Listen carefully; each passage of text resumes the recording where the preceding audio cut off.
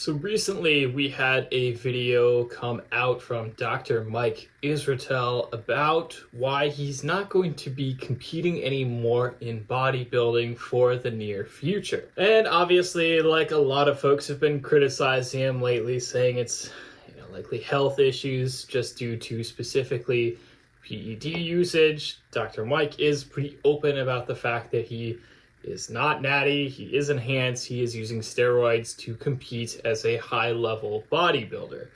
But really what Dr. Mike's point was in this video was that it wasn't specifically just health reasons, which is obviously what a lot of people would assume as the first reason. It really just has to do with the fact that the risk to reward ratio on this is pretty bad for him at this point. The reality of the situation is that the company he runs, Renaissance Periodization, and of course all the according social media and YouTube videos and all of that, is doing really well. It's been growing really well over the last few years, and he can make a lot of money in that. Conversely, the reality is that for most people, competing in bodybuilding and in powerlifting, these are sports in which it can be very cool to be an elite level athlete, but there's basically very little money in it. Yes, if you are an elite world class, world record setting, potentially athlete, you can do pretty well in these sports. And of course, you can potentially get things like sponsorship deals and a lot of social media attention, and that can be monetized, right? The reality is that these competitions themselves generally do not pay very well, if at all. And of course, there are a lot of fees and costs related to competing in these competitions. You have to spend obviously a lot of time training, pushing yourself really hard, probably harder than you would do normally if you're just training normally. You have to use a lot of expensive drugs. And then of course, you're talking about things like the cost of travel, which can be significant. And then of course, you show up and maybe you win, maybe you don't. Maybe there's a little bit of prize money for the people at the very top. Maybe not, right? And so the end result is that there is not really a ton of money, especially if you are not in, say, like the top 10 in the world or whatever, right? The reality is simply that.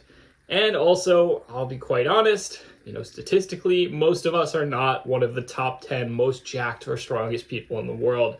That's just the reality of the situation. So of course, it doesn't really make sense for him to continue competing, to continue investing a crap ton of time and money into this sport, which is not necessarily giving him a lot in return, when he could be spending a lot of that time, a lot of that effort focusing on his business, focusing on continuing to grow his presence online, and that's going to do a lot more for his career and for his presence, and of course helping other people in the long run as well. And the reality of the situation is that this is something I can relate to quite a bit.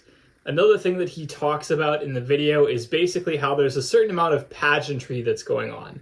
There's a certain amount of stuff that can, basically have nothing to do with how much effort you put into it that can really hamstring your ability to continue to compete and get better. And in particular, he recounts an anecdote about how basically he shows up, he gets a crap ton of tanning, he thinks that it's enough. It turns out that he's nowhere near tanned enough when he actually shows up on stage. He looks like crap as a result, and that negatively hurts his standing in the competition. And of course, that's not necessarily anything that has to do with, he obviously made a mistake, but that's not necessarily negatively reflecting on, for example, his training or his genetics or his diet or any of that other stuff.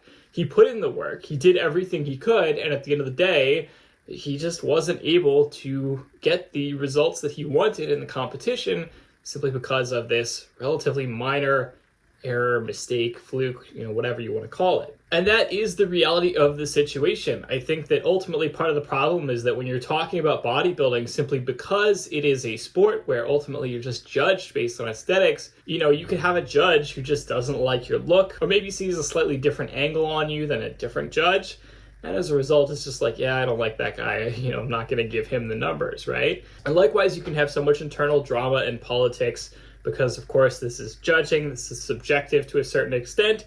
And that means that it's not like the biggest person or the most jacked person or whatever automatically wins. It has a lot to do with aesthetics and how things look. And what that means is that at extremely high level competition, you can have a lot of people who I mean, realistically did everything they possibly could, right? They put in all the effort, they took all the drugs, they've got amazing world-class genetics, they've done X and Y and Z, and at the end of the day, some of those people are going to win, and some of those people are not going to win, and it boils down to, maybe very, very tiny differences and stuff you can't control. And that kind of sucks. And this is part of the reason why I personally never really wanted to get super deep into bodybuilding. This is why when I did compete, I wanted to get into powerlifting, because with powerlifting, obviously, it's pretty simple, right? Did you lift more pounds than the next guy? Great. If so, awesome, you win. But at the same time, I think that competing even in strength sports also can be something that is not for everybody. And I personally learned that it's not really for me at the end of the day either. So the reality is that I have not really competed since about 10 years ago. And that hasn't really stopped me from training. I've continued to train hard. I've continued to push. I've continued to get bigger and stronger. But I don't really have any intention, at least in the short term, of returning to competition. And the reason for that is pretty simple. I think I learned quite a long time ago that the thing that motivates me to lift has nothing to do with competition. And it also generally has very little to do with looking good or seeming impressive. I think that ultimately, yes, I've realized I do derive a decent amount of satisfaction out of looking good, out of having a great physique, and so on. That is stuff that I enjoy, more so than I originally thought. But the reality is that what really drives me, what really motivates me, has nothing to do with anybody else. It has nothing to do with, some silly trophy or a sword that you get from a bodybuilding competition or whatever. It's really just that I personally enjoy training. I enjoy pushing it. I enjoy getting bigger. I enjoy getting stronger. And I enjoy getting better over time. And that's really it. At the end of the day, really, that's all I care about. I enjoy lifting. I don't enjoy competing. I have done powerlifting competitions. One competition in particular, this is kind of a story that I guess would be pretty similar to Dr. Mike's story in terms of something that's somewhat disappointing. I showed up. I wasn't really clear on the exact rules that I needed to follow when it came to the different lifts. And so I showed up and I did what I thought were some great lifts. It turns out that I kept messing up my squat, and as a result, I got a much lower number on my squat than I expected. And that was just because, in part, I was just not aware. So of course, I go, okay, I need to improve on that next time. Come back to the competition next time. Obviously, I know a lot better now. I know exactly what I need to be doing in terms of the form, and everything is going great until I get to my bench press. And specifically what happened is that I went up to do my bench press, and I maybe selected slightly too heavy of a weight as my opening weight. I selected 325 when but at the time my max was around 345, or at least I thought. And so I thought 325 should be, totally fine opener, but it was definitely too heavy. I should have picked something more like 305 or 315. And so I, take the bar, go down, coming up, and at this point, basically I'm using slightly unfamiliar equipment. I was also really trying out wrist straps, which I'd not really used a ton before. And so basically I'm trying it out and I'm pushing and I've got 325 and I'm like, oh crap, I don't know if I've got 325 in me. This was maybe too heavy. And so I ultimately failed to lift. So I go, oh crap, that sucks. But at this point, once you've set your opening weight, you can't go backwards. I can't say, okay, I tried 325 to start. I'm going to go back to, 315 or 305 to guarantee it. You can't do that. So my only choice is to keep hitting 325 until I can get it. And then, maybe go heavier than that afterwards. So I'm like, okay, mess it up the first time. That was just nerves. That was just being unfamiliar. Gonna do it a second time. So I come back, go for my second attempt with the bench. And this time, I'm coming up, and what happens is that basically my right wrist basically just goes whoosh, and I just drop the bar, and the bar literally just bounces off my chest. And I'm extremely lucky, obviously, that this happened in competition. The spotters were there to snatch it off me right away. Ultimately, I came out of it with a little bit of a bruise, but I was not seriously injured. Everything was fine. It was literally just that I had dropped the bar purely by accident. That ruined my second attempt, right? And then that ruined my third attempt as well, because of course at that point it was like, all right, not going to be able to hit 325. Tried it, failed, etc. So at the end of the day, at that competition, I put up my best squat I'd ever put up my best deadlift that I'd ever put up. It was actually 15 pounds over my prior max. I had not really expected that I would be able to get that, but I was excited because basically I was trying to compete. I wanted to have a better deadlift than the next guy that I was up against. And so I, with my third attempt, pushed it really hard, got a really great lift. Awesome. Felt really good. But again, best squat ever, best deadlift ever, no valid bench attempt. So of course I didn't place. If I had hit that 325 bench, I would have placed, like second, right? And that was it was just like, oh my God, I can't believe I did that. I can't believe I messed up like that. It was like such a silly little thing. I could have hit 325, day in and day out, any other day of the week, but I got myself so psyched up for this competition, and then I had done 2 bad attempts in a row, and then that had messed me up for a third attempt as well. And ultimately, that's just kind of the thing that happens for competition is like you psych yourself out, you get yourself hyper prepared for something, and then ultimately you just ruin it because it's not a casual day in the gym.